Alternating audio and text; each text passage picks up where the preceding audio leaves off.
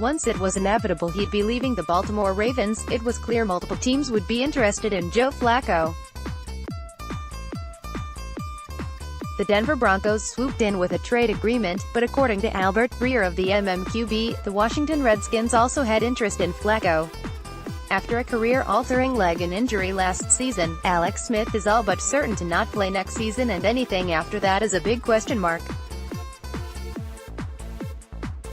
When the Redskins acquired him from the Kansas City Chiefs last offseason, they also signed him to a 4-year, $94 million contract extension. Shy of Smith announcing his retirement, the Redskins are locked into keeping him for at least the next 2 seasons before a dead money hit attached to cutting him drops. It's a foregone conclusion that Smith's $16 million salary for 2020 will become fully guaranteed, upon his being on the roster on the 5th day of the upcoming new league year.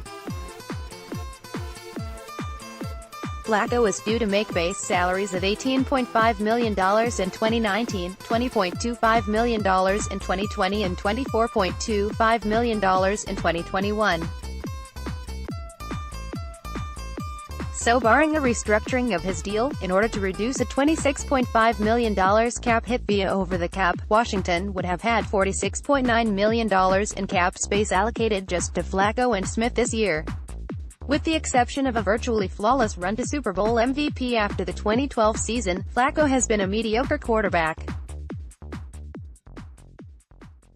It's a stretch to say he can't succeed in the right situation, but injuries have also become an issue in recent years. Broncos general manager John Elway has struggled to find a serviceable quarterback for years now. He's possibly taking his last shots at it before his own job security becomes a real question, starting with the trade for Flacco along with the likelihood of drafting a signal caller in April.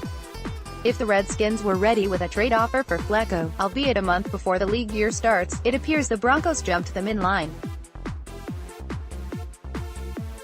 Next, 5 best fits for Nick Foles in NFL free agency. But when it comes down to it, Washington is better served keeping Colt McCoy or targeting a free agent quarterback like Tyrod Taylor or Teddy Bridgewater, as they also should consider drafting someone in April.